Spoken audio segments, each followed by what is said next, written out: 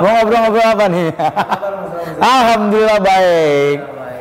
Ya sampai sekarang alhamdulillah karir masih tetap jalan di syuting TV masih setiap hari. Sekarang ada 2 program pagi sama malam. Setelah melalui proses yang cukup panjang di dunia entertain, kondisi sekarang gue jujur aja udah tinggal mempertahankan aja, udah nggak mau ngoyok lagi gitu. Udah tinggal mempertahankan apa yang udah gue raih.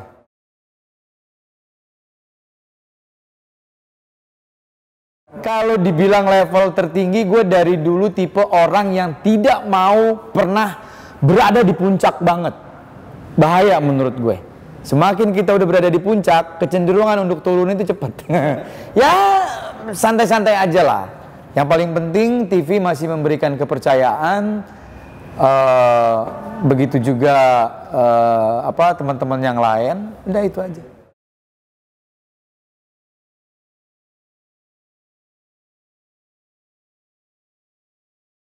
Oke, gini, gue lahir dalam kondisi yang persaingan waktu itu cukup ketat di awal tahun 2000-an, ya.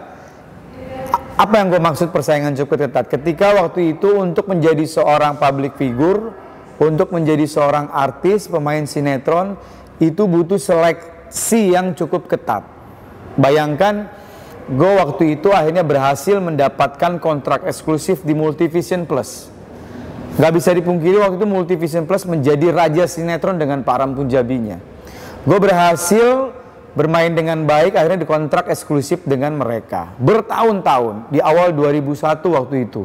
Ketika gue terlibat sinetron dengan Anjasmara dan Krisdayanti, sinetron Ramadan. Singkat cerita, gue lahir dalam kondisi sinetron waktu itu yang masih tayangan weekly. Tayangan 1 minggu. Kita syuting setiap hari, tapi nyantai polanya. Tidak terburu-buru, karena tayangannya seminggu sekali. Seiring perkembangan waktu, kalau nggak salah tuh awal mula 2008 apa 2007, sudah mulai berubah konsep sinetron. Ya, ada istilah stripping, tayangan setiap hari.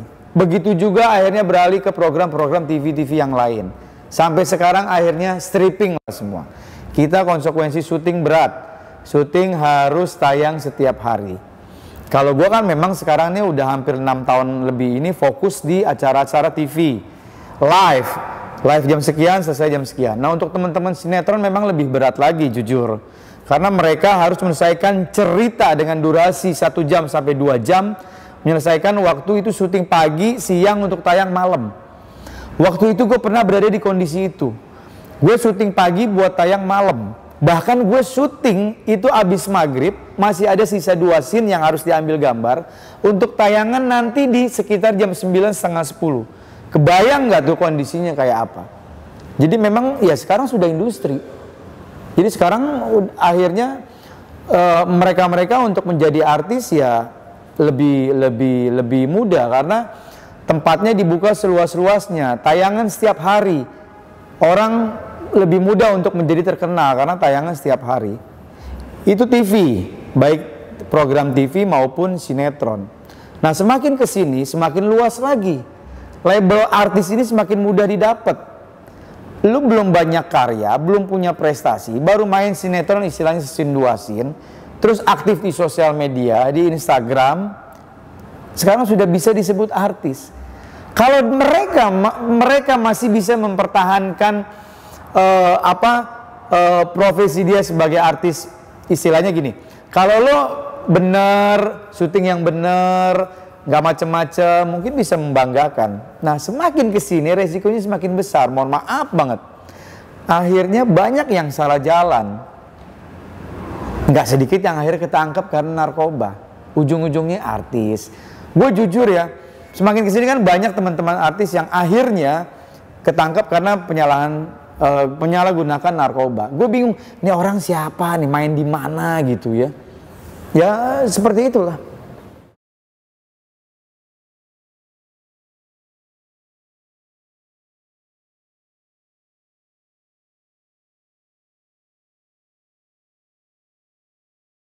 Nah jujur nggak sedikit nih teman-teman yang memang mereka akhirnya terciduk atau tertangkap oleh aparat kepolisian karena penyalahgunaan narkoba.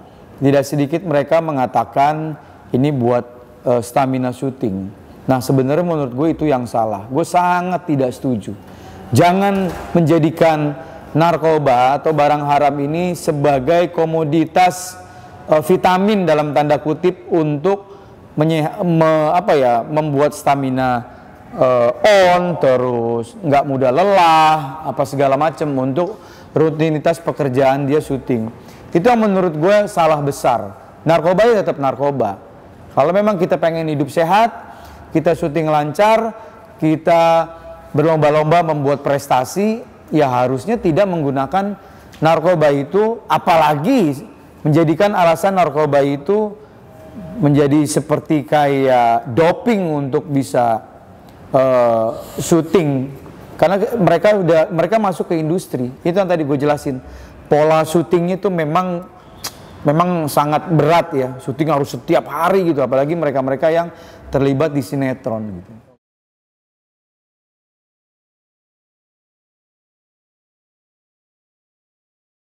Gue pernah ngejalanin semuanya. Yang tadi gue cerita, gue besar pada masa waktu itu sinetron tayangan weekly seminggu sekali. Terus gue masuk ke pola stripping. Gue tayang syuting stripping. Jam 9 harus di lokasi syuting lagi, break jam 2, jam 3, besoknya begitu lagi karena memang kita kejar tayang.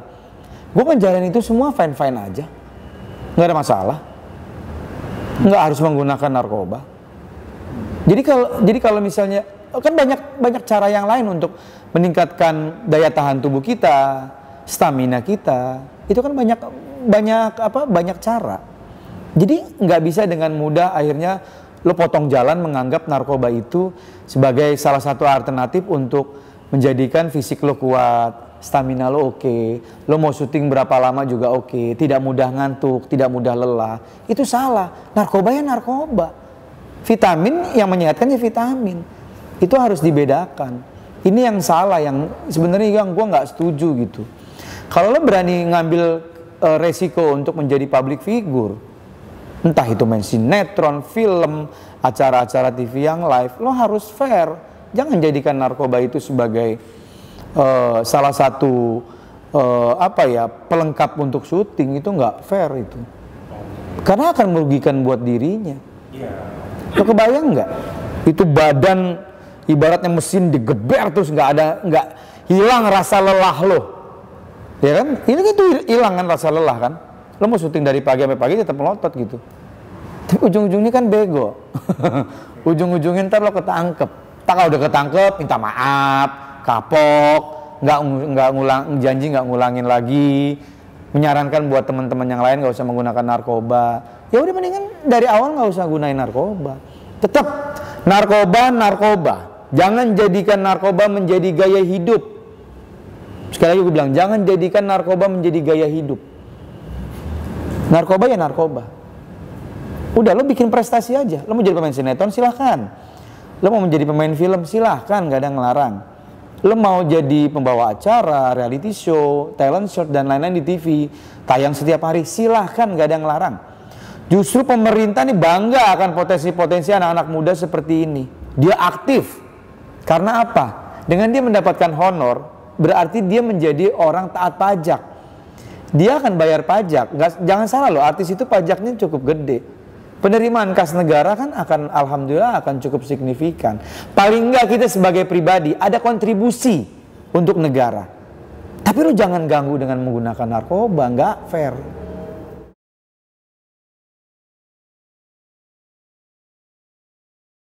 Ya nggak bisa. Sekarang gini deh, mungkin kalau ada yang nonton mereka masih menggunakan narkoba. Alah lo bawel lo Ji, so tau lo kan nggak ngerasain. Gue udah pada tahap butuh nih, ya kan? Pasti kan orang beranggapan seperti itu. sudah menjadikan narkoba itu menjadikan kebutuhan. Ya kita nggak munafik juga lah ya. Kita nggak membuka mata juga. Bukan hanya public figure. Semua elemen masyarakat, semua profesi sudah akhirnya terlibat penyalahgunaan narkoba. Bukan institusinya yang salah, tapi balik lagi ke mereka pribadi, balik lagi ke pribadi masing-masing, baik artis, pejabat negara, anggota dewan, baik DPRD maupun DPR pusat, ya. Nggak menutup kemungkinan juga nggak sedikit pihak kepolisian, bisa jadi juga anggota BNN. Nggak, ini memang udah membahayakan sekali. Karena gue public figure, gue berhak berbicara seperti ini. Apalagi, alhamdulillah gue udah makan asam garam di dunia entertain, udah hampir 20 tahun lebih. Jadi nggak fair kalau menjadikan narkoba itu sebagai salah satu pelengkap untuk kalangan artis yang masih aktif. Gue lanjutin, mungkin tadi ada banyak yang bilang, ah lo so tau aja lo nggak ngerasain. Lah, pada saat lo mau menggunakan untuk pertama kalinya, lo kan punya akal sehat. Kita kan Allah ini menciptakan kita sama hewan, itu kan sama-sama ciptaan Allah. Hewan dikasih kaki, tangan, mulut untuk makan apa segala macam. Yang membedakan kita sama hewan itu otak. Allah juga menitipkan otak kepada hewan, kita juga diberikan otak. Yang membedakan kita sama hewan itu akal. Kita diberikan akalnya oleh Allah sebagai manusia. Hewan tidak diberikan akal untuk seperti itu. Walaupun instingnya hewan ada, tapi kan kita ini diberikan kesempurnaan oleh Allah nih, oleh Maha Pencipta diberikan akal. Maksudnya apa sih? Ketika lo ingin menggunakan untuk pertama kalinya, akal lo harus bermain. Apalagi gue sangat sedih ketika teman-teman yang akhirnya ketangkap narkoba, notabene dia kepala rumah tangga. Dia kepala rumah tangga, dia punya anak, image-nya keluarga baik-baik, keluarga harmonis. Enggak sedikit juga mereka yang ketangkap sebagai ibu, lo punya anak, lo punya suami. Ketika lo mau menggunakan pertama kali, kan lo tahu lo bukan orang bodoh. Narkoba itu kan memang, ya sekarang akhirnya mereka berbilang, ah lo kebanyakan ngomong aja lo sok tahu. Gue udah butuh nih. Akhirnya narkoba kan emang penyakitnya begitu. Lo pakai sekali, 2 kali, 3 kali, udah jadi habit. Susah deh ntar akhirnya ngilanginnya. Nah makanya gue mau bilang nih, untuk pertama kalinya lo mau pakai, lo harus mikir. Kesian bini gue, kesian anak gue, aduh karir gue gimana? Gitu kan. Taruhlah nggak ketangkap, istilahnya selamat terus. Tapi paling kan orang sekitar tahu lo menggunakan narkoba. Bagaimana dong? Makanya tadi gue bilang, yang membedakan kita sama hewan, Allah menitipkan akal sama kita. Gunakan akal itu. Terkesan naif, terkesan sombong apa mulut gue, tapi gue faktanya punya berpikiran seperti itu. Ayo dong, kita harus fair. Ini udah membahayakan. Narkoba itu sudah pada tahap membahayakan. BNN bekerja keras. Sekali lagi BNN, pihak kepolisian bekerja keras supaya anak-anak bangsa ini nggak terjerumus sama narkoba. Polisi dan BNN mempunyai tugas porsi masing-masing. BNN mempunyai tugas yang cukup berat untuk gimana caranya bandar-bandarnya ketangkep. Gimana caranya, ini kan sumbernya kan dari bandar. Ini ada yang jualan, kalau nggak ada yang jualan lo mau beli di mana? Lo mau makan mie instan, nggak ada yang jualan lo mau beli di mana? Nggak ada nasi lagi, nggak ada mie instan. Nah ini kan BNN mempunyai tugas berat, gimana caranya bandar-bandar tertangkap. Gimana cara bandar-bandar jangan sampai memasarkan produk-produk narkobanya. Pihak kepolisian ya konsekuensi, ya tugasnya kalau ada yang ketangkap, kalau ada barang bukti, cek urin positif, ya mau nggak mau lo kena sanksi hukum gitu. Jadi balik lagi gue ke akal. Ketika lo mau menggunakan untuk pertama kalinya, manfaatkan akal lo yang Tuhan berikan untuk lo. Apa nih dampaknya? Kan nggak mungkin kita sebagai manusia menganggap, nggak tahu ternyata narkoba nggak boleh ya. Gue nggak tahu ternyata narkoba efeknya kayak gini ya. Kan nggak ada. Lo tanya anak umur 5 tahun sekarang juga udah tahu bahaya narkoba kayak apa. Sosialisasi udah di mana-mana. Jadi kita harus fair lah, nggak usah munafik lah. Kita udah sama-sama tahu, narkoba itu memang membahayakan. Buat diri lo, buat karir lo, buat keluarga lo. Gue nggak bisa dipungkirin, keluarga besar gue ada yang satu, narkoba. Ujung-ujungnya mati. Emaknya udah sakit-sakitan, apa aja dijual. Kalau bisa genteng rumah dijual. Perabotan semua habis, jual-jualin buat beli narkoba. Makanya begitu. Ayo dong, fair dong. Apalagi kondisi pandemi kayak begini, ekonomi lagi sulit. Lu mau belangsak, udah ekonomi sulit, pandemi masih menggunakan narkoba. Gimana urusannya? Gue bingung.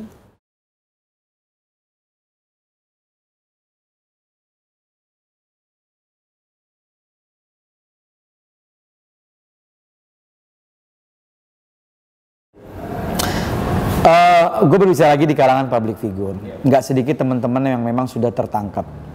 Baik dia baru mencoba-coba, baik juga memang dia sudah menjadi habit, sudah menjadi kebutuhan, apapun lah alasannya. Tapi gue sekali lagi gue bilang di sini, gue sama sekali tidak pernah setuju. Dan jangan sampai ada teman-teman, nauzubillah min dzalik ya, ke depannya kalau yang ketangkep lagi, bilang ya buat kebutuhan syuting, buat stamina, itu gue sangat tidak setuju. Itu membodohi banget gitu ya. Nah, akhirnya ketika dia menggunakan itu ya, akhirnya banyak konsekuensi yang dihadepin gitu. Setahu gue gini, jangan nunggu ditangkap dulu deh, gitu ya. Kalau nggak salah, itu gue pernah diskusi beberapa waktu yang lalu, sudah cukup lama. Kayaknya ada kebijakan BNN yang memberikan kesempatan kepada mereka-mereka yang menyalahgunakan narkoba, pengguna narkoba, bukan hanya public figure aja ya, tapi kan memang konsekuensi public figure menjadi sorotan ya, untuk datang ke BNN secara baik-baik ya. Contoh, misalnya gue narkoba, gue udah pada tahap akut lah istilahnya ya, apapun profesi gue ya, gue datang baik-baik ke BNN ya, ketemu misalnya sama si Fulan, Pak tolong saya pengguna narkoba, saya datang ke BNN, ini lembaga yang tepat untuk saya ajak diskusi, tolong bantu saya ingin sembuh. Ketika orang datang seperti itu, apakah akan kena proses hukum? Enggak. Justru dirangkul sama BNN, dirangkul. Istilahnya ini kalau bahasanya, bahasa mudahnya, dielus-elus kepalanya, alhamdulillah datang ke sini ke tempat yang tepat, ayo lo mau apa? Semua identitasnya dirahasiakan. Dan wacana ini sebenarnya sudah ada untuk kalangan public figure. Balik lagi, ayo dong. Kalau memang lo mau sembuh, lo pengen, memang dahsyat ya, tekanan untuk menggunakan narkoba kan, baik dari lingkungan, wah bandar tuh masif mengerahkan semua kekuatannya untuk lo tetap menggunakan narkoba, karena ujung-ujungnya kan dia dapat duit kan. Nah lo harus lawan. Jadi gini deh, kalau tadi gue di poin pertama mengatakan ketika lu baru menggunakan pertama, ayo gunakan akal. Lu bukan orang bodoh yang lu tidak tahu narkoba itu bahaya. Tapi ketika akhirnya lu sudah menggunakan narkoba dan akhirnya sebenarnya berkecamuk dalam diri lo, gue pengen nih, tapi gue sulit nih. Gue kepengen ninggalin, tapi gue udah sulit gitu ya. Gue udah menjadi habit, udah menjadi kebiasaan nih, udah ketergantungan. Datang baik-baik ke BNN. Ini gue bicara kalangan public figure ya, karena memang profesi gue. Datang. Identitas dirahasiakan, lo masih bisa beraktivitas. Nanti kan direhab, diobatin. Ini kan sakit nih, dia lagi sakit nih.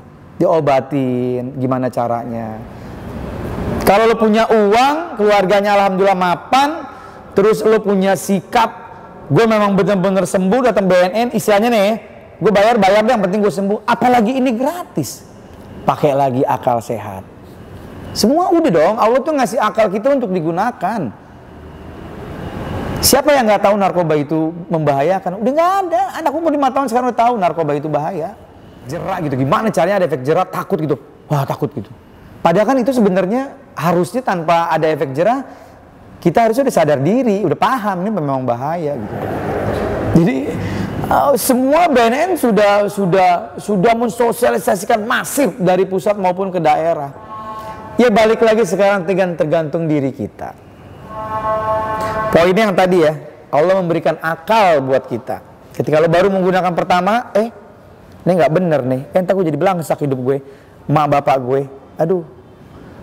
Yang miris lagi udah mak bapak lo susah, nyari duit susah, tuh lo anak narkoba, bingung gue. Sebenarnya bukan karena faktor diri dia, memang lingkungan. Lingkungan itu cukup mempengaruhi. Lingkungan itu racun juga tuh, tapi tetap harus dari diri kita. Kalau diri kita menganggap lingkungan itu nggak benar, kita cabut. Kita cari lingkungan yang baik. Itu aja. Oke, teman-teman. Makasih, saya udah kasih kesempatan untuk ngobrol-ngobrol, bagi pengalaman. Kenapa sih gue bisa berbicara seperti ini? Alhamdulillah, gue tidak ada track record mengenai narkoba. Jadi gue bebas menyampaikan apa aja. Buat teman-teman yang lain, yuk bismillah. Kalau yang masih menggunakan narkoba, ayo. Semua tergantung diri kalian. Kesian orang tua, kesian suami, kesian istri, kesian anak, kesian semuanya. Kalau mau datang ke BNN, secara baik-baik, gratis. Minta di edukasi dan minta untuk direhab. Terima kasih. Wassalamualaikum warahmatullahi wabarakatuh. Udah azan, waktunya sholat. Curhat sama Allah biar dijauhi dari segala macam bahaya narkoba.